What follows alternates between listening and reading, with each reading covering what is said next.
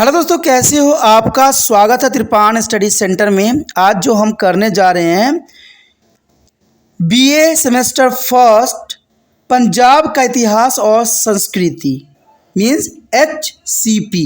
काफ़ी महत्वपूर्ण है बीए सेमेस्टर फर्स्ट। जो पंजाब यूनिवर्सिटी के विद्यार्थी हैं उनके लिए ये काफ़ी महत्वपूर्ण रहेगा। ये आपका जो है कंपलसरी सब्जेक्ट है जो कि काफ़ी महत्वपूर्ण रहता है। आज जो हम करेंगे SCP के अंतर्गत चैप्टर जो हमारे समक्ष आया है, हड़प्पा काल, आरंभिक एवं उत्तर वैदिक काल में महिलाओं की स्थिति। देखिए, ये क्वेश्चन काफ़ी महत्वपूर्ण रहता है। इस पे हम प्रकाश डालेंगे, हर एक पहलू पर, हर एक बात पे जो है विस्तार पूर्वक चर्चा करेंगे और जानेंगे हर एक बात को जो आपके लिए महत्वपूर्ण रहेगा। पुरुष एवं स्त्रियां समाज के दो आधारभूत अंग हैं और दोनों ही एक दूसरे पर आश्रित भी हैं।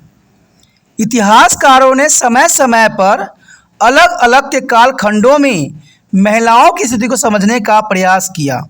समाज में महिलाओं की स्थिति सामाजिक ढांचों में उनके अधिकारों, उनके कर्तव्य इत्यादि से जो है परखी जाती है। सामान्यतः हमारे समाज में महिलाओं की स्थिति का आकलन अपने पति की तुलनात्मक उसे दी जाने वाली इज्जत व सम्मान से किया जाता है। दोस्तों, यहाँ पर जो हमारे समक्ष चैप्टर आया है, जो हम बुक आज करेंगे, वो काफ़ी महत्वपूर्ण है, पंजाब का इतिहास और संस्कृति। इसके अंतर्गत आज जो हम क्वेश्चन करेंगे SCP के जो पहले सेमेस्टर के बच्चे हैं उनके लिए काफ़ी महत्वपूर्ण रहेगा और ये कंपलसरी सब्जेक्ट है, इसलिए पास होना भी बहुत ज़रूरी है। कहते हैं किताब छोटी होने से ज्ञान छोटा नहीं होता है। कुछ बच्चे ये सोचते होंगे कि SCP बहुत आसान है, बहुत ईजिली हम कर लेंगे, तो कहते हैं इतना भी आसान नहीं होता है, क्योंकि कहते हैं कम मार्क्स में से जो है पास मार्क्स प्राप्त करना बहुत ही दुष्कर्म कार्य होता है। बेशक ये 45 मार्क्स के होते हैं, जो बच्चे कोरेस्पोंडेंस या प्राइवेट उनको जो है 45 मार्क्स के होते हैं, जो रेगुलर हैं उनके लिए 100 जो है 50 मार्क्स का ये होता है, क्योंकि 5 मार्क्स उनको असेसमेंट के तौर पे दी जाती है। लेकिन जो प्राइवेट और कोरेस्पोंडेंस है उनको 45 मार्क्स ही मिलते हैं, ठीक है। उन्हीं में से इनको जो है 18 मार्क्स पास होने के लिए लाना पड़ता है। और यहाँ पर कुछ क्वेश्चनों को हम यहाँ एनालाइज करेंगे जो एग्ज़ाम व्यू से महत्वपूर्ण रहेगा, और जो बच्चे इसको अच्छे से समझ लेते हैं, कर लेते हैं और बार बार वीडियो देखते हैं, समझते हैं, तो उनके लिए काफ़ी फ़ायदेमंद रहेगा। कहते हैं यहाँ पर जो हमारे समक्ष क्वेश्चन आया है, हड़प्पा काल, आरंभिक वैदिक काल एवं उत्तर वैदिक काल में भारत में महिलाओं की स्थिति। यहाँ पर हम हड़प्पा काल और आरंभिक वैदिक काल और उत्तर वैदिक काल में महिलाओं की जो है स्थितियों का हम चर्चा करेंगे। और त्रिपान स्टडी सेंटर ये गारंटी देता है कि एग्ज़ाम में ये क्वेश्चन 100% आएगा, चाहे आपको हड़प्पा काल की में स्त्रियों की दशा पूछ लिया जाए, या आरंभिक वैदिक काल में पूछ लिया जाए, या उत्तर वैदिक काल में। महिलाओं की स्थिति एग्ज़ाम में 100% आएगा, इसलिए आप इस क्वेश्चन को बार बार देखिए, बार बार समझिए और बार बार जो है इसको एनालाइज कीजिए। अगर हम यहाँ पर आंसर की बात करें तो काफ़ी महत्वपूर्ण रहेगा कि भारत सामाजिक व्यवस्थाओं में महिलाओं की स्थिति स्थिर नहीं रही है। आदिम काल में आज तक के सफ़र में उनकी स्थिति लगातार परिवर्तनशील रही है, और इतिहास के विभिन्न काल पर नज़र डालने से यह स्पष्ट होता है कि हड़प्पा काल, आरंभिक वैदिक काल एवं उत्तर वैदिक काल का जो है मौर्यन, गुप्त, वर्धन और राजपूत कालों में समाज में उसकी भूमिका और स्थिति में बहुत ही बदलाव हमें देखने को मिला है। यानी देखा जाए तो हर एक समय काल में महिलाओं की स्थिति जो है बदलती हुई ही नज़र आई है।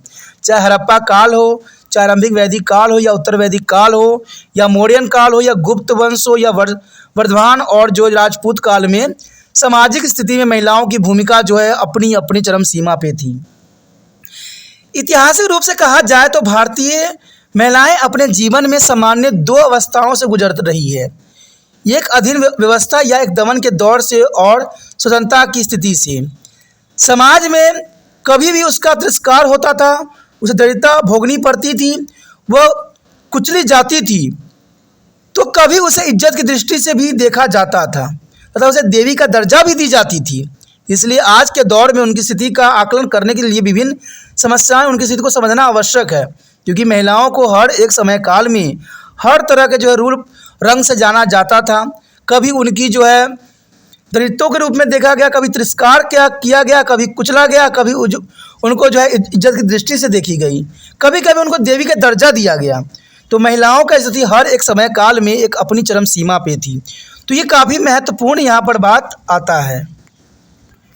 यदि अगला पॉइंट की बात करें तो सिंधु घाटी सभ्यता काल में महिला की स्थिति। देखिए सिंधु घाटी सभ्यता में महिलाओं की क्या स्थिति थी, इस पे हम अब जो विस्तार पूर्वक चर्चा करने जा रहे हैं।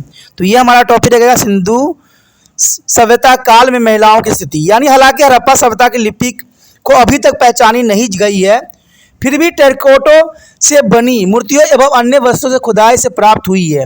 उनमें से बहुत कुछ इस सभ्यता के बारे में कहा जा सकता है और यह हड़प्पा के लोगों के जीवन शैली, सोच, खास करके जो है इंदौर की महिलाओं की स्थिति को समझने में हमें मददगार मिला है। मैं आपको साफ तौर पे बता दूं कि जो सिंधु घाटी सभ्यता के जो हमें खोद से जो हमें लिपियां मिली है, अभी तक उसको पढ़ा नहीं जा सका है। लेकिन हम जो यहाँ पर एनालाइज करेंगे महिलाओं की स्थिति, वो कुछ मूर्तियों, कुछ वस्तुओं, खुदाई से प्राप्त चीज़ों से हम एनालाइज करेंगे। सबसे प्रथम जो हमारे समक्ष मिला था मातृ देवी की पूजा, यानी मातृ देवी की हमें मूर्ति मिली थी, यानी मातृ देवी की उस समय पूजा की जाती थी। हड़प्पा सभ्यता के मातृ देवी या पृथ्वी देवी की पूजा करने की विधि को शुरुआत दर्ज की गई कि उस समय हड़प्पा सभ्यता के समय मातृ देवी और पृथ्वी देवी की पूजा करने का प्रावधान था। सिंधु घाटी की पूर्व वैदिक लोग मुख्य रूप से देवी की पूजा किया करते थे। यानी देखा जाए तो सिंधु घाटी के पूर्व वैदिक काल के लोग देवी की पूजा करते थे और माता देवी को टेराकोटा से बनी मूर्ति लगभग हर घर में पाई जाती थी। यानी टेराकोटा से बनी हुई मूर्ति हर घर में पाई जाती थी और देवी माँ की मूर्ति ही उस बात की ओर इशारा करता है कि औरतों का माँ के रूप में मान किया जाता था। यानी औरतों को जो है देवी के रूप में जो है उस समय प्रतिमान था और ऐसा प्रतीत होता है कि स्त्रियों को टेराकोटा की मूर्ति का बहुलता में पाया जाना उनकी जन्म देने की शक्ति को संबोधन करना था, क्योंकि इतने अधिक अमाउंट में हमें खुदाई से जो है टेराकोटा की मूर्ति के रूप में हमें मिली है। तो इससे ये पता लगता है कि वो लोग जो है मातृ देवी की शक्ति पे उन पर बहुत विश्वास था। केवल औरतों की मूर्ति की मौजूदगी ही इस बात को संबोधित करने के लिए पर्याप्त है कि औरतों का समाज में महत्वपूर्ण उस समय स्थान था और उन्हें नज़रअंदाज नहीं किया जा सकता, क्योंकि इतने अधिक संख्या में और जो है टेराकोटा मूर्ति का मिलना औरतों की स्थिति के जो है अच्छा चालक के रूप में देखा जा सकता है। अगला पॉइंट जो हमारे समक्ष आया है काफ़ी महत्वपूर्ण है, मातृ सत्तात्मक समाज। यानी मातृ समाज, सत्तात्मक समाज का अर्थ दोस्तों यही होता है कि इसका मतलब है कि माता का प्रधानता। बहुत से विद्वान इस बात से सहमत हैं कि प्रवृत्त हड़प्पा सभ्यता की जो मूर्ति हमें प्राप्त हुई है वो या तो उस समाज की महिलाओं की स्थिति का जो है प्रतिनिधित्व करती है या स्त्रियों के देवियों के रूप में पूजी जाती है। यानी मातृ देवी की सत्ता होना इस बात का सबसे बड़ा जो है परिचालक है। सिंधु सभ्यता में महिलाओं की मूर्ति का बहुलता से लगता है कि उस समय का समाज मिस सभ्यता की तरह मात्र सत्तात्मक देवी देवताओं में सबसे लोकप्रिय मात्र देवी ही थी। यानी देवी देवताओं में सबसे लोकप्रिय उस समय जो है देवी की मूर्ति थी, क्योंकि हर घर में मिलना इस बात का परिचालक है। और यहाँ पर थॉमसन ने इसको साफ शब्दों में कहा था कि धर्म में मात्र देवी की पूजा का महत्व, समृद्धि, आभूषणों के साथ महिला मूर्तियों का बहुलता और पुरुषों के दिए गए तुलनात्मक रूप से कम महत्व भी सभी का संकेत है कि प्राचीन सिंधु घाटी में समाज पुरुषों की तुलना में महिलाओं के लिए अधिक अनुकूल था और यह सभ्यता प्राचीन यूनानी के प्रकार मात्रात्मक गण भी था। यानी देखा जाए तो थॉमस ने साफ शब्दों में कहा कि यहाँ पर जो तुलना हमने किया इससे ये साबित होता है कि उसमें पुरुषों की कम महत्ता थी और स्त्रियों को अधिक जो है महत्वता दी जाती थी, क्योंकि कारण ये है कि मातृ देवी की उस समय वो लोग पूजा करते थे और मातृ देवी को मानते थे। और इवन कि सभी घरों में हमें टेराकोटा का मूर्ति मिला है, तो इससे साफ हो जाता है कि उस समय औरतों की जो है काफ़ी अच्छी स्थिति थी। उसके पश्चात हमारे समक्ष आता है नाचती हुई लड़की की मूर्ति। ये काफ़ी महत्वपूर्ण था कि मोहनजोदड़ो में नाचती हुई लड़की की शानदार मूर्ति पाई गई है और ये उस समय की जो है स्त्रियों की दशा को बयां करती है। लड़की का दाहिनी हाथ कमर पर टिका है और इसने कई जो है कंगन पहने हुए हैं। बाहिनी हाथ भी कंगनों से भरा हुआ है और यह झुकी हुई जो है बाई लात पर है और गले में हार है तथा बाल जो है गुथे हुए हैं। और यह मूर्ति भी जो है औरतों की उच्च स्थिति की धारणा को और इशारा करता है। और यह आप चित्रों में भी देख सकते हो जो कि काफ़ी महत्वपूर्ण है। यह नाचती हुई लड़की की जो मूर्ति मिली है वो उस समय जो है स्त्रियों की दशा को जो है बता रहा है। उसके पश्चात आता है कि हड़प्पा सभ्यता के अंतर्गत जो स्त्रियों का जो है पोशाक तथा आभूषण किस प्रकार की थी। तो ये भी काफ़ी महत्वपूर्ण क्वेश्चन है, महत्वपूर्ण जो है पॉइंट है कि इस काल में प्राप्त बहुत सारी मूर्तियों को जिस तरह से की पोशाक पहनाई गई थी, उनके बालों को सजाए गए थे और उन्हें विभिन्न प्रकार के आभूषण भी पहनाए गए थे। उनसे ये जाहिर हो जाता है कि उस काल की महिलाएं श्रृंगार की शौकीन थी। यानी देखा जाए तो उनके पोशाक और आभूषण की उस समय की महिलाएं काफ़ी शौकीन थी। और इससे हमें पता भी लग रहा है क्योंकि उस समय हमने जो मूर्तियों में बाल सजाने की तकनीक को देखा, जो आभूषणें हमें मूर्तियों में गढ़ी हुई मिली। देखिए दोस्तों, ये बात साफ करता है कि मूर्ति भी बनाई जाती है उस समय काल की दशा को देख के। तो मूर्ति से ही हम एनालाइज कर सकते हैं क्योंकि जनरल सी बात मैंने आपको बताया कि उस समय के जो लिपियाँ थी उसको पढ़ना संभव नहीं है और पढ़ा भी नहीं गया आज तक। तो हम मूर्तियों से ही एनालाइज कर सकते हैं कि इस समय की महिलाएं श्रृंगार की बड़ी शौकीन थी। वो गले में हार, हाथों में कड़ा और चूड़ियाँ पहना करती थी, कानों में ईयरिंग पहनती थी और नाक में जो है पीन, बालों में फीते लगाती थी। धनी औरतों के जो है आभूषण सोने, चांदी, कीमती पत्थर से बने होती थी, बल्कि गरीब औरतें तांबा, टेरिकोटा एवं हड्डियों से बने आभूषण पहना करती थी क्योंकि उस समय तांबा से और जो है टेरिकोटा और हड्डियों से बहुत से आभूषण बनाए जाते थे जो आम गरीब औरतें पहना करती थी। जो धनी औरतें होती थी वो सोना, चांदी, कीमती पत्थरों से बने हुए जो हारों का उपयोग करती थी, जो आज के समय में भी देखने को मिला है। आज देखिए जो बनावटी सामग्री होती है, बनावटी आभूषण होते हैं, वो गरीब घर की महिलाएं पहनती हैं और अमीर घर की महिलाएं सोना, चांदी और कीमती पत्थर से बने हुए चीज़ों का जो धारण करते हैं। तो सेम कंडीशन आज भी उसी प्रकार से है। इसे भी औरतों की उच्च स्थिति का धारण का जो है हमें बल मिलता है कि इस समय स्त्री की दशा उच्च रही होगी। उसके पश्चात हमारे समक्ष आता है साज सज्जा, यानी सजाने औरतें कैसे सजती थी। सिंधु सभ्यता की जनता फैशन एवं सौंदर्य प्रेमी थे और वो कॉस्मेटिक वस्तुओं का इस्तेमाल करते। कॉस्मेटिक तो आपको पता है, कॉस्मेटिक बहुत सी औरतें आज भी इस्तेमाल करती हैं, लेकिन सिंधु घाटी की जो जनता फैशन और सौंदर्य प्रेमी थे और कॉस्मेटिक वस्तुओं का सबसे अधिक उपयोग करते थे। औरतें के लंबे बाल होते थे जिन्हें वो तरह तरह से सजाया करती थी। हेयर पिन का उपयोग भी होता था और औरतें पाउडर, खुशबूदार तेल और लिपस्टिक का भी उस समय उपयोग किया करती थी। सौंदर्य प्रदायक चीज़ों को देखने के लिए महिलाओं द्वारा हाथी दांत, धातु एवं जो है मिट्टी के बर्तनों का इस्तेमाल भी किया करती थी। औरत अपने बालों को सुंदर फूलों से भी सजाया करती थी और मूर्तियों में भी फूलों के इस्तेमाल को सजावट की गई थी। हड़प्पा की औरतों द्वारा बालों की सजावट भी उनकी उत्कृष्टता एवं उसके उच्च सामाजिक और धार्मिक दर्जे की ओर इशारा करती है। यानी देखिए उनके जो केस की बनावट है, जो उन्होंने आभूषण का जो है धारण किया है, वो कई मायने में उस समय उनकी विशेषताओं की तरफ इशारा करता है कि वो हर क्षेत्र में अपने आप को जो है पुरुषों के बराबर दर्जा प्राप्त था, उससे भी कहीं अधिक, क्योंकि जितना औरतों को उस समय सम्मान थी शायद किसी भी समय काल में देखने को नहीं मिला। बेशक इस समय की लिपियाँ पढ़ी नहीं जा सकी, लेकिन हम जो एनालाइज कर रहे हैं वो काफ़ी महत्वपूर्ण है।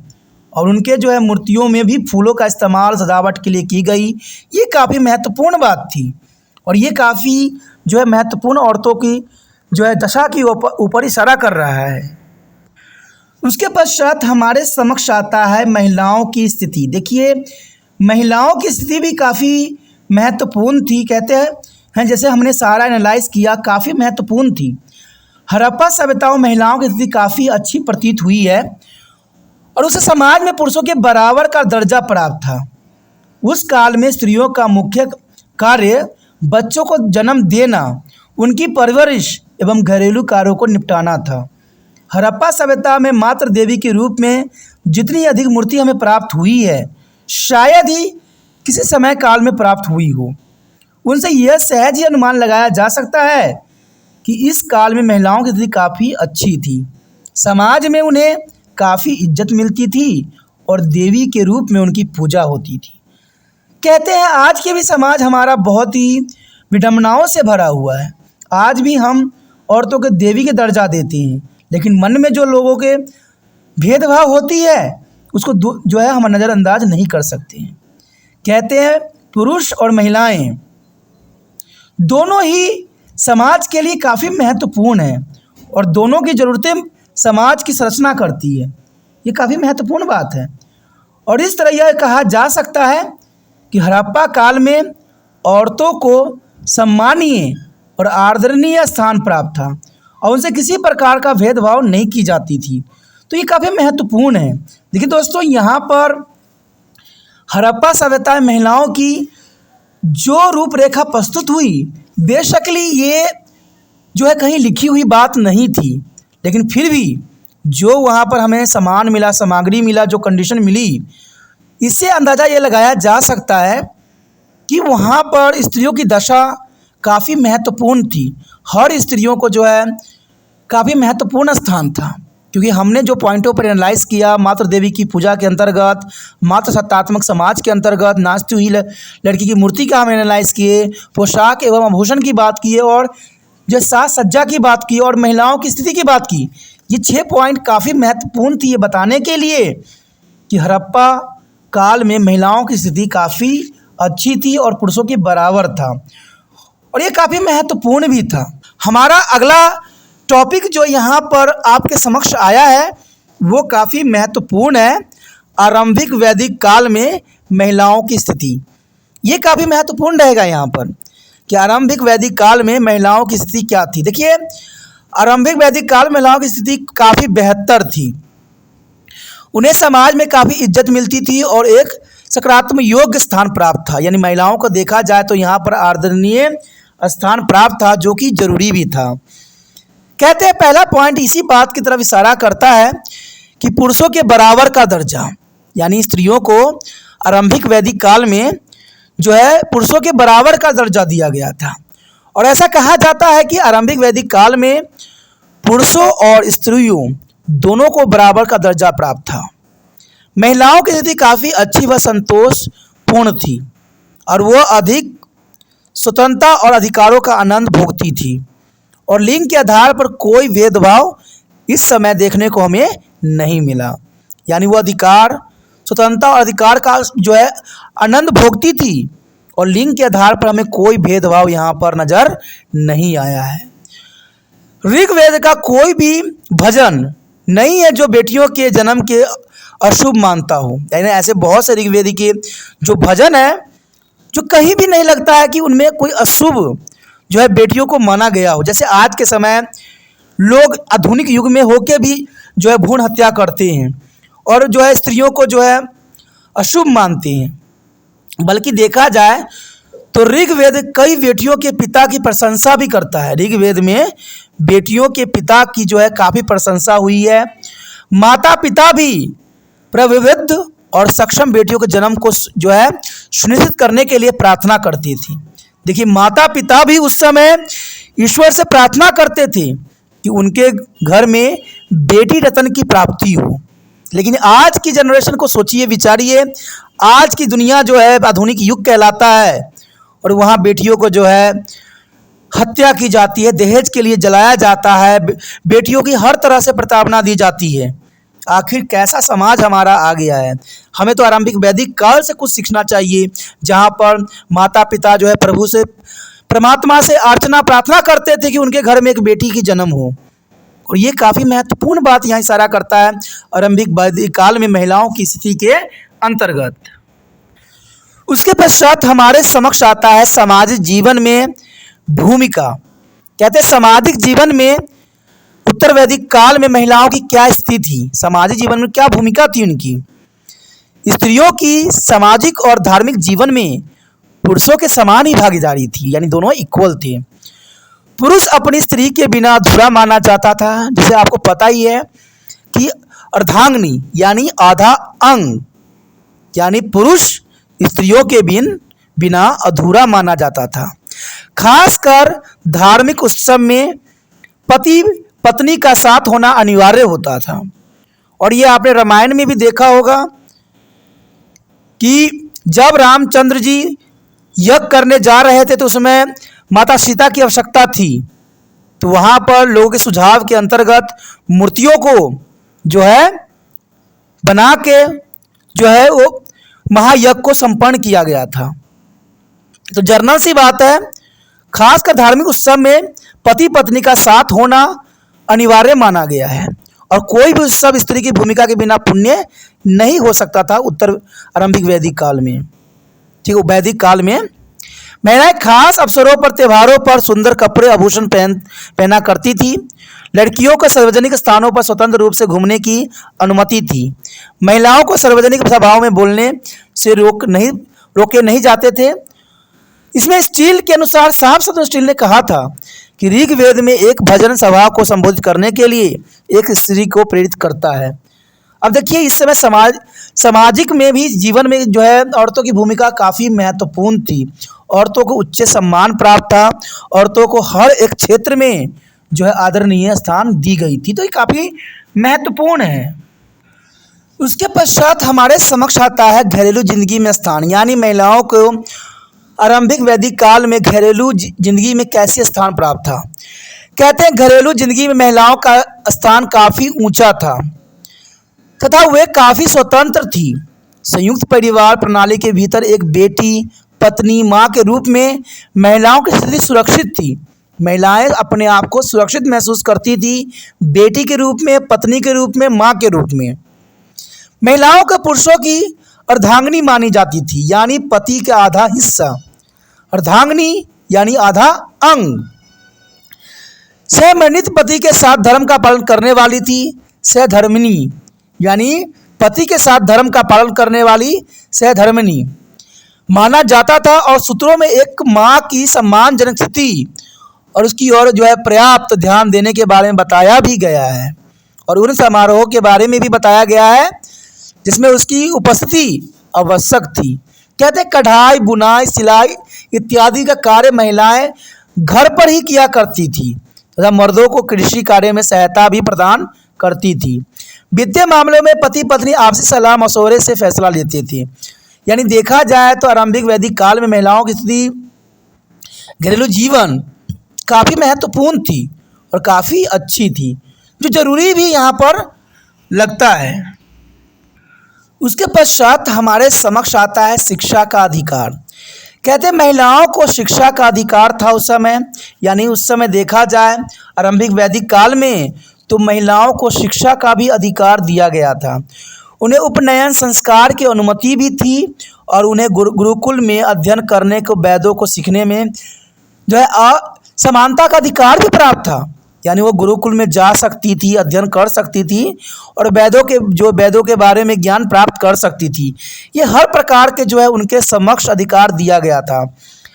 वेदों में दिए गए संदर्भ में बातें हैं कि लड़कियां अक्सर गुरुओं के व्याख्यान में भाग लेती थी और वेदों के कुछ भागों को जानकारी भी रखती थी। अर्थवेद के अनुसार अपने दाम्पत्य जीवन में महिलाओं की सफलता ब्रह्मचार्य के दौरान उनकी उचित प्रशिक्षण पर निर्भर करती। देखिए, उस समय आप सोचिएगा ब्रह्मचार्य अवस्था क्या बताई गई है। उस समय 25 वर्ष जो था, चाहे लड़का हो चाहे लड़की, दोनों को ही ब्रह्मचार्य अवस्था में रहना पड़ता था, क्योंकि ये 4 आश्रम होते हैं। उसके बारे में हम डिटेल से भी करेंगे, काफ़ी महत्व रहेगा जो पिछले चैप्टर में हमने किया हुआ है। यानी ब्रह्मचार्य अवस्था में कहते हैं रहने के लिए उनके जरूरी है कि अच्छे दाम्पत्य जीवन, महिलाओं की सफलता का ब्रह्मचार्य के दौरान जो उनको शिक्षा दी जाती, जो प्रशिक्षण दी जाती थी, वो काफ़ी महत्वपूर्ण मानी जाती थी। और यह माना जाता है कि ऋग्वेदिक काल बहुत सारी रचनाएं महिलाओं द्वारा लिखी गई हैं। ऋग्वेद में ऐसी देखा जाए तो 15 वेदांत महिलाओं के नाम आता है, जो काफ़ी महत्वपूर्ण है एग्जाम व्यू से। और ये हैं विश्रा, घोषा, मृदगिलिनी, अपाला, अंगिराशि, शास्त्रती, लोकमुद्रा एवं जूही आदि। ये सब महिलाओं के द्वारा लिखी गई पुस्तकें थी दोस्तों ये एग्जाम में आता है कि महिलाओं द्वारा ऋग्वेद काल में लिखी गई कुछ पुस्तकों के नाम बताइए।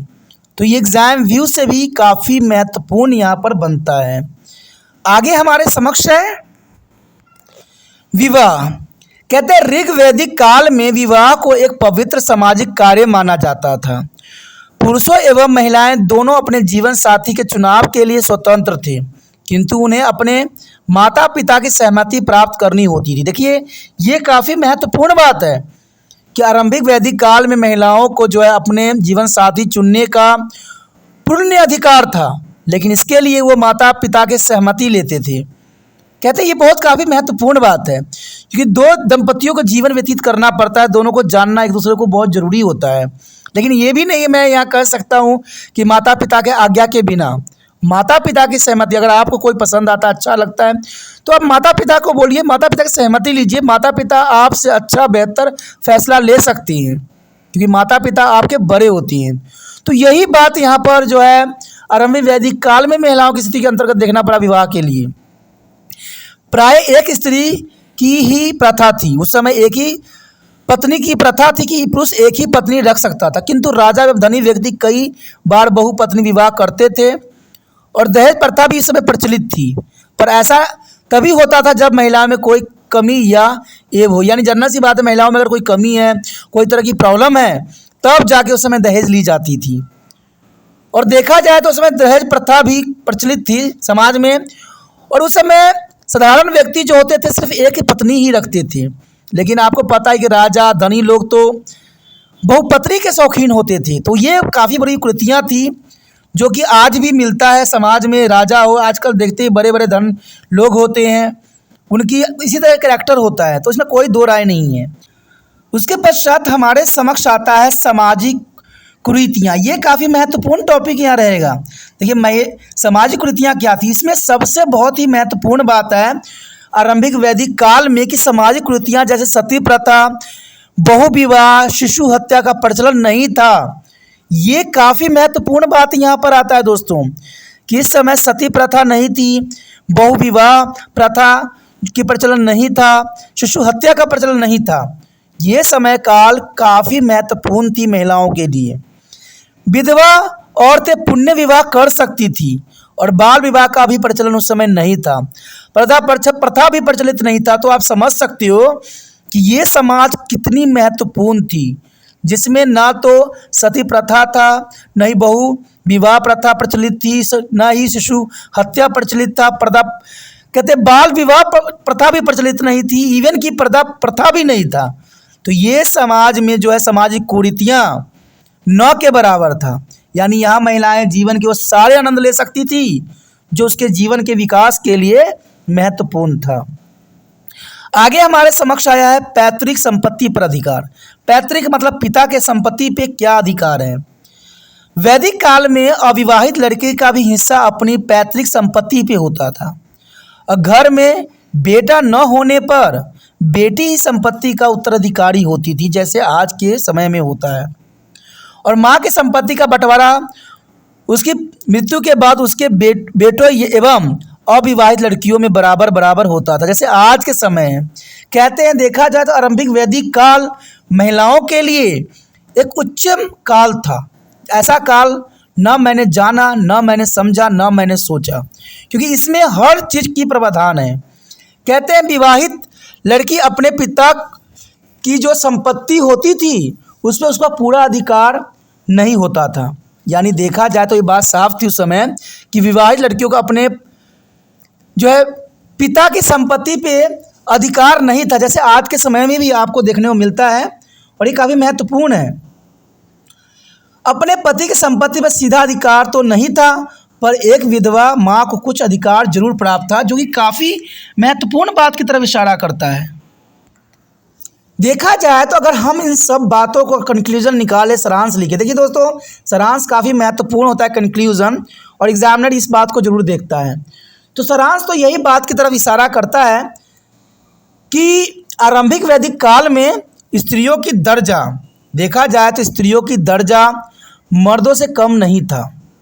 औरतें भी पुरुषों की तरह शिक्षा ग्रहण करने, धार्मिक एवं सामाजिक कार्य में हिस्सा लेने एवं दार्शनिक मुद्दे पर अपने विचार प्रकट करने के लिए स्वतंत्र थी। यानी इस समय देखा जाए तो महिलाएं जो थी हर तरह की सुख सुविधाएं उनको मिली हुई थी। महिलाओं को इस काल में भले ही सामाजिक और धार्मिक कार्य में पुरुषों के बराबर अधिकार था, किंतु आर्थिक मामले में उनके अधिकार सीमित थे। यानी आर्थिक रूप में उनको जो है कार्य नहीं करने दिया जाता था। और इस तरह यह कहा जा सकता है कि आरंभिक वैदिक काल में महिलाओं की स्थिति काफ़ी बेहतर थी। अगला टॉपिक, उत्तर वैदिक काल में महिलाओं की स्थिति। जैसे कि आपको पता लग ही गया होगा कि महिलाओं की स्थिति कैसी रही होगी उत्तर वैदिक काल में। ये काल काफ़ी महिलाओं के लिए कहते हैं बहुत ही बुरा काल था, जिसको आप समझ नहीं सकते। इसमें महिलाओं की दशा बहुत ही दयनीय थी। कहते हैं, आपने एक लाइन भी सुनी होगी जो कि काफ़ी महत्वपूर्ण था। कहते हैं उत्तर वैदिक काल में महिलाओं की स्थिति की आकलन करें तो ये काफ़ी महत्वपूर्ण बातों की तरफ इशारा करता है कि वैदिक काल के पश्चात जो है सभ्यता अस्तित्व में थी, उसे उत्तर वैदिक काल कहते हैं। यानी उत्तर वैदिक काल काफ़ी महत्वपूर्ण थी और यह काल में बाकी तीनों वेद लिखे गए। इस काल में देखिए दोस्तों, 3 वेदों की जो है यहाँ पर रचना की गई। आप समझ सकते हो कि वेदों को जो रचना की गई है तो ये काल काफ़ी महत्वपूर्ण रहेगी। लेकिन है ना महत्वपूर्ण, औरतों के जो स्थिति में काफ़ी गिरावट देखने को मिला हमें। इस काल की सभ्यता वैदिक काल से अधिक उन्नत और विकसित थी। जो जो सामाजिक, आर्थिक और राजनीतिक परंपराएं वैदिक काल में आरंभ की गई थी, वह वैदिक काल के आते आते और अधिक विकसित हो गई। और इस काल में आर्यों के जीवन में कई क्षेत्रों में परिवर्तन देखने को मिला। जो आर्य थे, आर्य एक जनजाति थी, आर्य लोग थे जो भारत में आए थे। ठीक है, आर्य जो थे भारत में दूसरे जगहों से आए हुए थे और यहाँ पर उनकी जो है काफ़ी विकसित अपने आप को किया। सबसे पहली पॉइंट की तरफ अगर हम ध्यान दें तो ये काफ़ी महत्वपूर्ण लगता है कि महिलाओं की स्थिति में गिरावट। महिलाओं की स्थिति जो वैदिक काल में काफ़ी उच्च थी, आगे चलकर इस महान परंपरा को यथावत कायम नहीं रखा जा सका। जो हम उत्तर आरंभिक वैदिक काल में महिलाओं की स्थिति पढ़ा, वो उत्तर वैदिक काल में बरकरार नहीं रह सका। और देखा जाए तो उत्तर वैदिक काल में औरतों की स्थिति दिन व दिन बुरी होती चली गई। औरतों को जो है दुर्दशा की उस कसौटी पे पहुंचा दिया जो सही नहीं थी। कहते हैं मनुस्मृति और ऐसे अन्य ग्रंथों की रचना से जाति की एक संहितावाद संरचना का प्रस्ताव किया, जिसमें महिलाओं को समानता और स्वतंत्रता के संदर्भ में बहुत कम महत्व प्राप्त था। यानी हम मनुस्मृति जब पढ़ते हैं तो उससे पता लगता है कि उत्तर वैदिक काल में महिलाओं की स्थिति बहुत दयनीय थी। और ये काफ़ी महत्वपूर्ण यहाँ पर बात रखता है उत्तर वैदिक काल के अंतर्गत। अगला पॉइंट हमारे समक्ष आया है, पुरुषों के बराबर दर्जा न मिलना। देखिए, उत्तर वैदिक काल में महिलाओं की जो पुरुषों के बराबर दर्जा नहीं मिलता था। देखा जाए तो उत्तर वैदिक काल में जो है समाज में महिलाओं का दर्जा धीरे धीरे कमतर होता चला गया। अब वह पुरुषों के समक्ष नहीं रही। महिलाओं ने धार्मिक कर्म कांडों में अपना महत्व स्थान खो दिया। यानी महिलाओं को जो हमने आरंभिक उत्तर वैदिक काल में पढ़ा, उत्तर वैदिक काल में आते आते जो है सारी प्रथाएं खत्म हो गई। ठीक है, जो हम आरंभिक वैदिक काल में स्थिति पढ़ा, वो उत्तर वैदिक काल में आते आते सब कुछ बदल सा गया। महिलाओं को जो आरंभिक वैदिक काल में दर्जा दी गई थी, उत्तर वैदिक काल में सभी जो है छीन ली गई। यानी देखा जाए तो दर्जा कमजोर होता चला गया। अब वो पुरुषों के समक्ष नहीं रहती थी। महिलाओं ने धार्मिक कर्म कांडों में अपना महत्वपूर्ण स्थान भी खो दिया था और महिलाओं का राजनीतिक गतिविधियों में भाग लेना भी प्रतिबंधित कर दिया गया था। यानी महिलाएं राजनीतिक गतिविधियों में भी भाग नहीं ले सकती थी। समाज में महिलाओं की स्थिति में गिरावट का कारण लड़कियों में प्रवृत्ता को मिलनता का संबंधित करना माना गया। यानी देखा जाए तो लड़कियों को थोड़ा सा एडवांस हो जाना इसका सबसे बड़ा कारण बना। देखिए, बात यहाँ पर इतना सी आती है कि अगर कोई स्त्री समाज में गलत करती है तो इसका प्रभाव हर एक स्त्री पर देखने को मिलता है। मान लीजिए आधुनिक युग में समाज में कोई लड़कियां गलत कदम उठाती है तो माता पिता ये भी सोचने लग जाता है कि हमारे बच्चे भी ऐसे कार्य कर जाएंगे। ये बहुत बड़ी दुर्भाग्यपूर्ण स्थिति है। कहते हैं एक की गलती की सजा सबको मिलती है। ऐसा ही यहाँ पर हुआ कि कुछ महिलाओं के कारण, कुछ लड़कियों के कारण प्रवक्ता में मलिनता का संबंधित माना जाता है कि उनकी मलिनता के कारण जो है पुरुषों ने स्त्रियों का समाज में जो है हर तरह के कर्मकांडों में जो है प्रतिबंधित कर दिया। मैत्री यानी संहिता के अनुसार औरत, शराब एवं जुआ के तीनों समान रूप निंदनीय हो गए। जैसे औरत, शराब, जुआ ये तीनों निंदनीय हो गए। इसका अर्थ दोस्तों यही होता है, जैसे आप शराब को गंदा मानते हो, जुआ को गंदा मानते हो, इस समय में औरतों भी गंदा मानने जाने लग गया। यानी इन तीनों चीज़ों को जो है निंदनीय माने जाने लग गया। और ये सब सिर्फ एक औरतों के कारण हुआ। देखा जाए, कहते हैं हमारे समाज में भी ऐसा होता है, आपके भी समाज में होता होगा। अगर कोई दूसरा लड़की गलती करता है तो उसका जो है आप पे जो है सज़ा मिलती है। ऐसा नहीं होना चाहिए। माता पिता का सोच, कहते हैं अपने बच्चों के संस्कार पर विश्वास होना चाहिए, अपने दिए गए संस्कारों पर विश्वास होना चाहिए कि हमारे बच्चे ऐसे नहीं कर सकते हैं। और मेरा विश्वास है जो बच्चे पढ़े लिखे समझदार होते हैं वो कभी भी गलत कामों का अनुसरण नहीं करते हैं। जो सच्चे मन से पढ़ते हैं, जो मन से पढ़ते हैं, वो कभी भी गलत बातों का अनुसरण नहीं करते हैं। वो सदैव ही अपने माता पिता के बातों को ख्याल में रखते हुए अपना जीवन का जो है यापन करते हैं। क्योंकि कहते हैं दोस्तों जीवन एक मिलती है, दो नहीं मिलती है। कहते हैं बदनाम होने के लिए चंद सेकेंड ही काफ़ी है, लेकिन अगर अच्छे करेक्टर बनने के लिए आपको पूरा जीवन लग जाता है। तो जर्नल सी बात है, बुरे करेक्टर हम क्यों अपनाएं? हम अच्छे हैं, हमारा समाज में इज्जत सम्मान होना चाहिए। और कोई जब दूसरा व्यक्ति हमारे बारे में सोचे तो उसके मन में गंदे विचार की जगह जो है उज्ज्वल बातें होना चाहिए। यही विश्वास तब आती है जब स्त्रियां जो है अच्छे विचारों का अनुसरण करती है। इसमें एल वशम के अनुसार इन्होंने साफ शब्दों में कहा था कि एक औरत कानून की नज़र में हमेशा अवयस्क ही थी। उस समय हर एक औरत कानून के नज़र में अवयस्क थी और एक बालिका के रूप में उसे अपने माता पिता, पत्नी के रूप में अपने पति व विधवा होने पर पुत्रों के संरक्षण में रहना होता था। यानी इस काल में औरतों को जो है सबके संरक्षण में रख दिया गया कि माँ जब लड़की बच्ची है तो माता पिता के संरक्षण में होंगे, जब शादी हो जाएगा तो पत्नी के रूप में पति के संरक्षण में रहेंगे, अगर विधवा हो जाती है तो पुत्र उन पर कंट्रोल करेगा। ये समस्या बहुत काफ़ी महत्वपूर्ण थी इस समय में कि महिलाओं को जो है एक चार दीवारी के बंधनों में बांध दिया गया। तो ये काफ़ी जो यहाँ पर एल वशम ने बोला काफ़ी महत्वपूर्ण बात थी। उसके पश्चात हमारे समक्ष आता है महिलाओं से अच्छे व्यवहार पर जोर।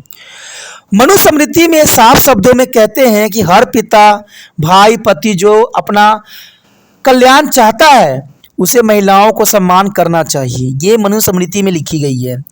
आगे वो कहते हैं कि जहाँ महिलाओं को सम्मान दिया जाता है वहाँ देवता ही भी प्रसन्न रहते हैं। बात सही है। और जहाँ पर महिलाओं को जो है सम्मान नहीं मिलता है वहाँ से देवता भी रुष्ट हो जाती है। तो मनुस्मृति की जो बातें लाइन लिखी गई है कई मायने में काफ़ी महत्वपूर्ण है कि हर पिता, भाई, पति जो अपना कल्याण चाहता है उसे महिलाओं को सम्मान करना चाहिए। जहाँ महिलाओं को सम्मान दिया जाता है वहाँ देवता प्रसन्न होते हैं और जहाँ महिलाओं का सम्मान नहीं होता है वहाँ पर देवता भी रुष्ट हो जाते हैं। इस बात पे मनु ने साफ शब्दों में जोर भी दिया और बताया भी कि जिस परिवार में महिलाओं को दुख दिया जाता है वह परिवार विनष्ट हो जाता है, यानी ख़त्म हो जाता है। क्योंकि महिलाएं की आंसू कहते हैं बहुत ही दर्दों को बयां करते हैं, लेकिन क्या करें। इसके विपरीत जिन परिवारों में महिलाओं को सम्मान प्राप्त होता है वह हमेशा ही खुशहाली रहती है, वहाँ पर हमेशा ही सत्य का वास होता है। वो आगे कहते हैं कि प्रत्येक व्यक्तियों को अपने घर परिवार में नारियों को साथ शांति एवं सम्मानपूर्ण व्यवहार करना चाहिए। उनका कहना है कि प्रत्येक परिवार को अपनी पुत्री के साथ पूरी कोमलता, विनम्रता एवं आदर का व्यवहार करना चाहिए, मानो वो संसार की सबसे उच्चतम सम्माननीय महत्वपूर्ण व्यक्ति हो। देखिए दोस्तों, मैं यही कहना चाहता हूँ यहाँ पर कि कहते हैं किसी को न देवी बनाओ न देवता बनाओ। सिंपल सी बात है, महिलाएं और पुरुष दो शरीर हैं लेकिन एक जान है। दोनों को जो है एक दूसरे के सुख दुख में सहयोगी देना है। न किसी को देवता बनाओ, न किसी को देवी बनाओ। कहते हैं औरतों को सम्मान करो जैसे औरतें आपका सम्मान करती है, तभी जो है कहते हैं गृहस्थी रूपी जीवन जो है सुचारू रूप से और अच्छे से चल सकता है। यही बात मनुस्मृति में जो है मनु ने साफ शब्दों में कहा था। आगे जो हमारे समक्ष आया है, शिक्षा एवं पैतृक संपत्ति पर अधिकार भी उस समय नहीं था। यानी देखा जाए तो आरंभिक वैदिक काल के विपरीत उल्टा उत्तर वैदिक काल था। जो सुविधाएं हमें आरंभिक वैदिक काल में देखने को मिला, उसके उलट ही उत्तर वैदिक काल में देखने को मिलता है। यहाँ पर शिक्षा व पैतृक संपत्ति पर अधिकार बिल्कुल नहीं था, लेकिन आरंभिक वैदिक काल में सब चीज़ों की व्यवस्था दी गई थी। उत्तर वैदिक काल में वेदों की जो है शिक्षा महिलाओं के लिए मद कर दी गई, यानी महिलाओं के लिए देखा जाए तो बहुत ही कम कर दिया गया। महिलाओं को उपनयन संस्कार से भी वंचित कर दिया गया। अब सोचिएगा उपनयन संस्कार क्या होता है।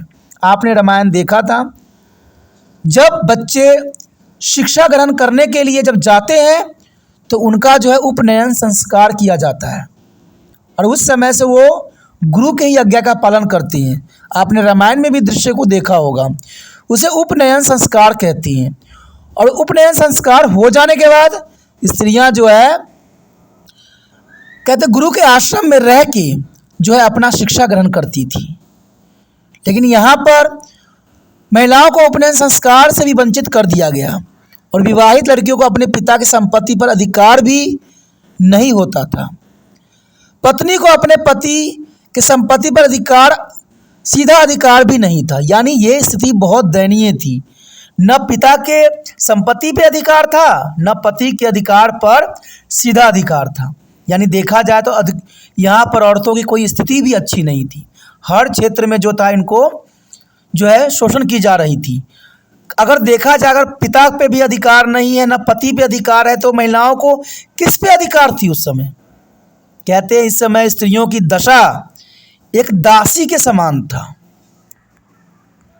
उसके पश्चात आता है लड़कियों का जन्म शुभ नहीं थी। देखिए जैसे हमने आरंभिक जो है वैदिक काल की बात किया था, उसका उलट है, लड़कियों का जन्म शुभ नहीं था। जहाँ तक घर में लड़कियों का जन्म शुभ नहीं माना जाने लगा था इस समय काल में, और अपने वंश परंपरा को आगे बढ़ाने के लिए लड़के का जन्म आवश्यक माना जाने लगा। जैसे आज के आधुनिक युग में भी यही बात का अनुसरण किया जा रहा है।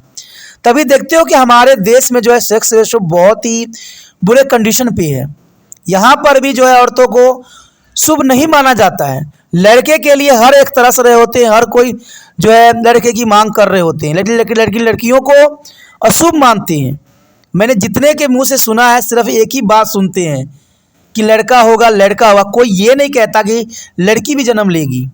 ये बड़ी ही हमारे समाज की दुर्दशा है। मुझे तो लगता है कि हमारा समाज उत्तर वैदिक काल की स्थिति में आ गया है, जहाँ पर लड़कियों को अशुभ माना जाता है। ऐसा ही कोई परिवार होगा जो लड़कियों के जन्म आने पर जो है कल्पना करता, जो शुरू से ये कहता हो कि मेरी लड़की जन्म लेगी, मेरी लड़की जन्म लेगी। कहते हैं ये बहुत बड़ी दुर्भाग्यपूर्ण स्थिति है। अपनी वंश परंपरा को आगे बढ़ाने के लिए जो माता पिता है लड़कों पे रहते हैं आश्रित, किस लिए? लड़कियां आज क्या नहीं कर सकती हैं? लड़कियां को सिर्फ मौका मिलना चाहिए। समाज में उनकी स्थिति अच्छी है, अच्छे उनका शिक्षा अगर मिले, अच्छे विचारधारा रहे, तो लड़कियां वो सब कुछ करके दिखा सकती है जो लड़के नहीं कर सकते। दोस्तों मैं ये नहीं कहता हूँ कि लड़के गलत हैं या लड़कियाँ अच्छी, ऐसा कुछ भी नहीं है।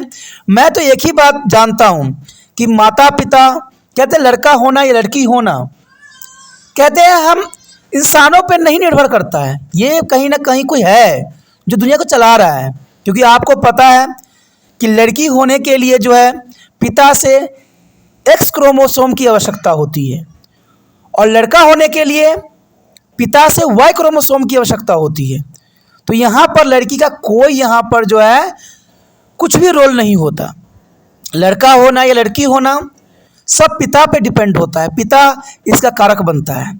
और हमारे समाज में कई बार हमने देखने को मिला है कि लड़कियां अगर जन्म लेती है तो लड़कियों को ही कुटाई की जाती है, पिटाई की जाती है, जो सही नहीं है। लड़कियों को ही मारा पीटा जाता है, ये बात भी सही नहीं है।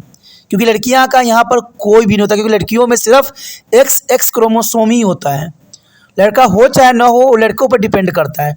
और मैंने देखा है कि जब लड़के नहीं जन्म लेते हैं तो पुरुष लड़कियों अपने स्त्री को मारते हैं, पिटाई करते हैं। आखिर क्यों?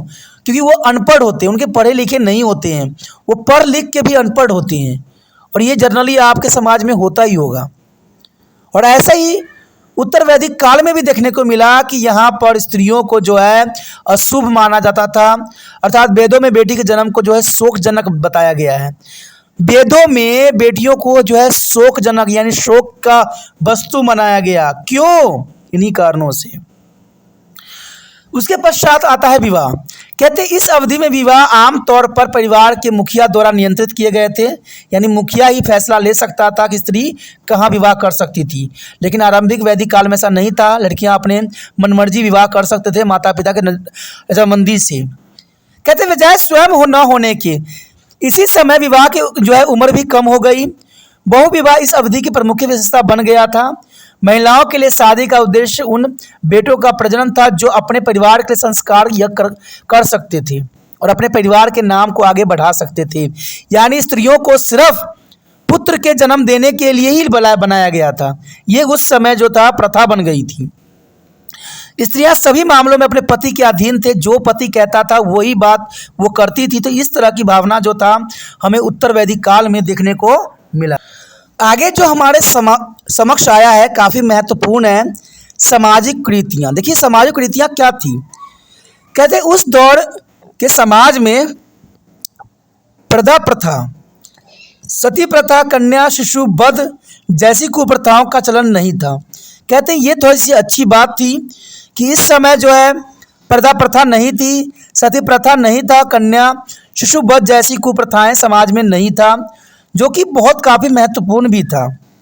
उत्तर वैदिक काल में अंतरजातीय विवाह पर रोक आरंभ होने लग गई थी, यानी अंतरजातीय विवाह नहीं कर सकते थे।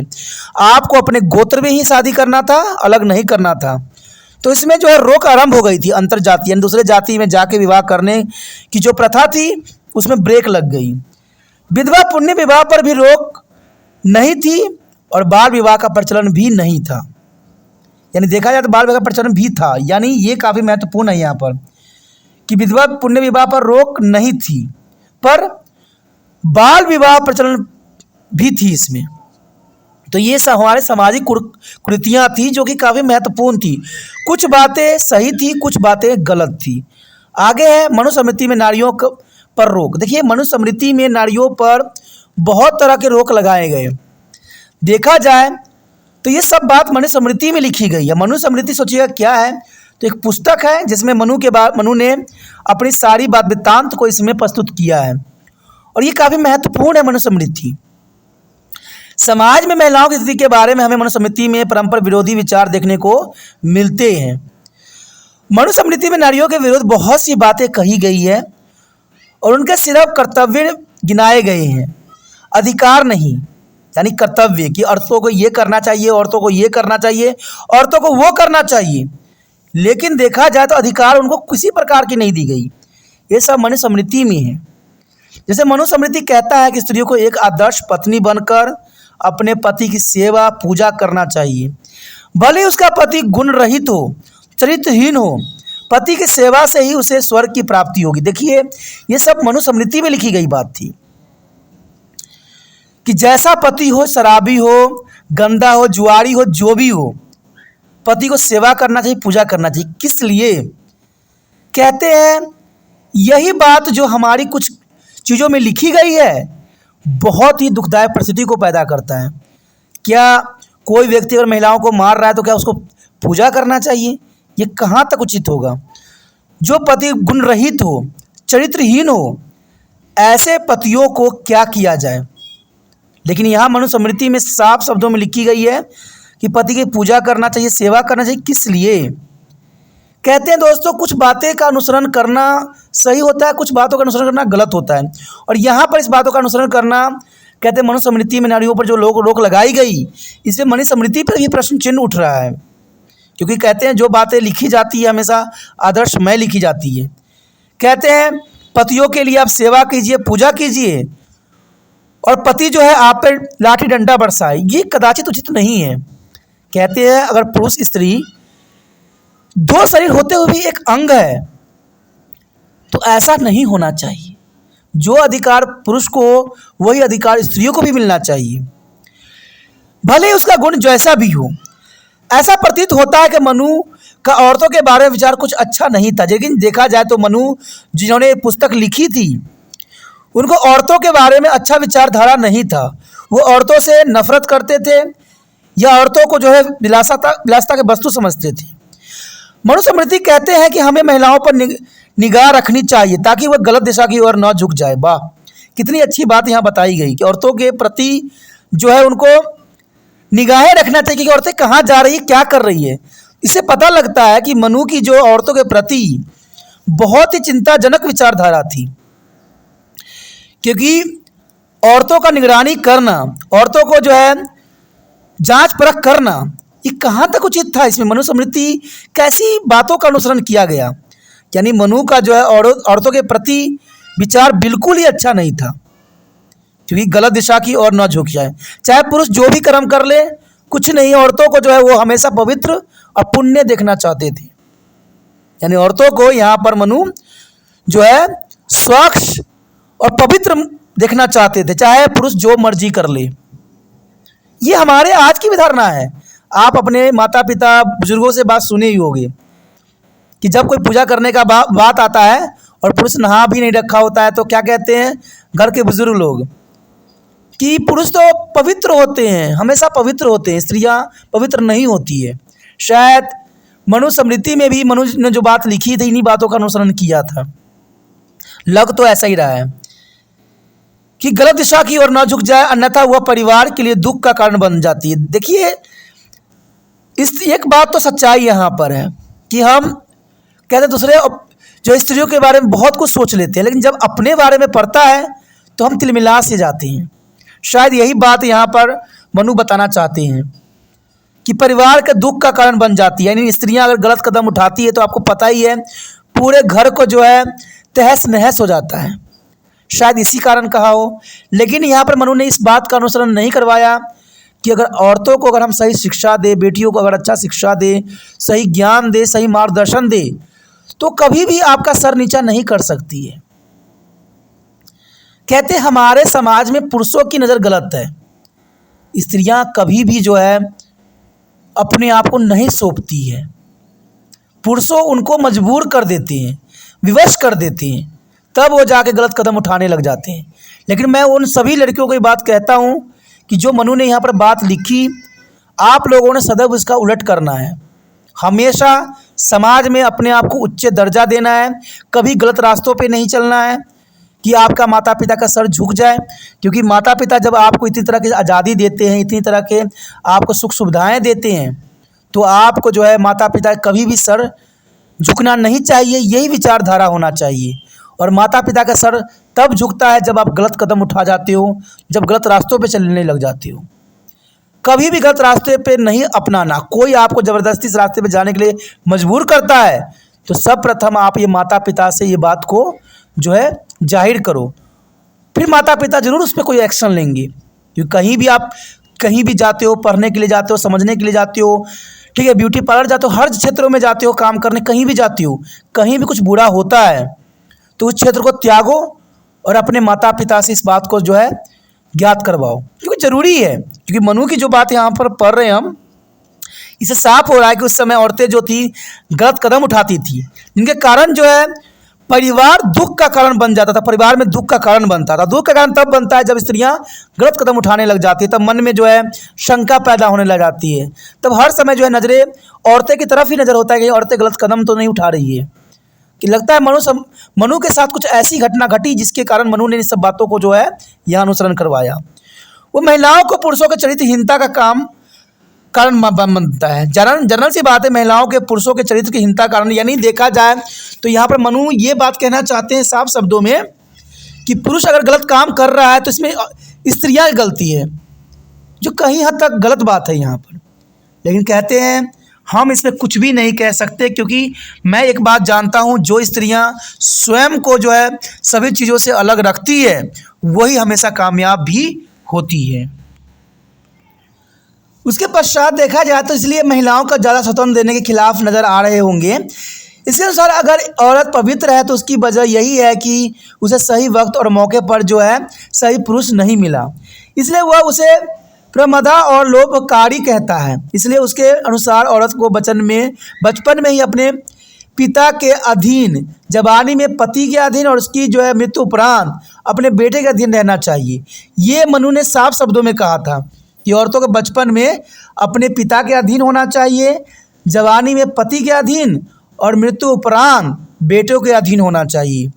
हालांकि इन सब बातों को विपरीत यह तथ्य है कि वैदिक काल के बाद का महाकाल महिलाओं की स्वतंत्रता के इतिहास का स्वर्ण युग रहा है, क्योंकि जैसे ये उत्तर वैदिक काल खत्म हुआ उसके बाद जो महाकाव्य काल आई उसमें महिलाओं को स्वर्ण युग के रूप में देखा गया।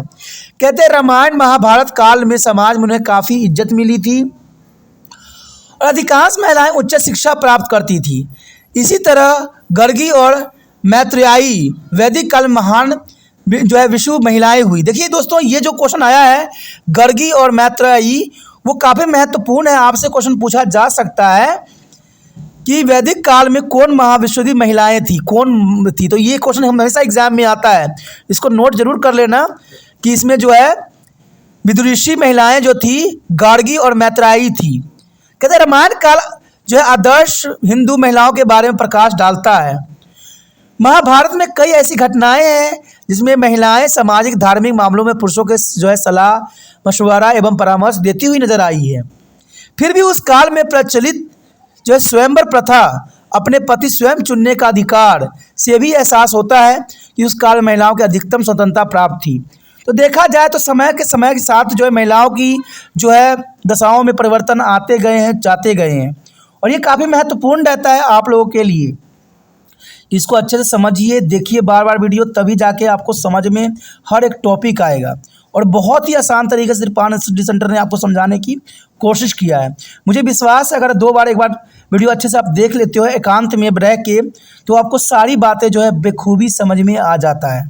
ठीक है, अगर आपको ये वीडियो समझ में आई, अच्छा लगा, अगर दिल से तिरपान स्टडी सेंटर का सहायता करना चाहते हो, मदद करने की भावना है, तो ये वीडियो हर एक बच्चे तक पहुंचना चाहिए। ये आपको भी प्रण लेना है और इसके लिए आपको कुछ नहीं करना है, ना तो किसी बच्चे के सामने प्रचार करना है, ना एडवर्टाइजमेंट करनी है। आपने छोटी सी कदम उठानी है कि यूट्यूब से लिंक को कॉपी करके व्हाट्सएप स्टेटस पे लगा देना है। अगर आप वीडियो इसी प्रकार देखना चाहते हो और भी चैप्टरों को देखना चाहते हो तो जर्नल सी बात है, इसके लिए आपको नोटिफिकेशन भी मिलना चाहिए। और नोटिफिकेशन तब मिलेगा जब चैनल को सब्सक्राइब कीजिएगा। जहाँ से आप यूट्यूब पे देख रहे हो वीडियो, वहाँ पर रेड सब्सक्राइब दिख रहा है, उसको दबा दीजिए। इससे ये होगा कि आप तिरपान स्टडी सेंटर के साथ जुड़ जाइएगा। जो भी वीडियो आपके समक्ष आएगा उसको देख सकिएगा, समझ सकिएगा और एग्ज़ाम में अच्छे अंक प्राप्त कर सकिएगा। तो सोचना नहीं दोस्तों, विचार नहीं करना है, चैनल को सब्सक्राइब करके अपने मोबाइल में सेव कर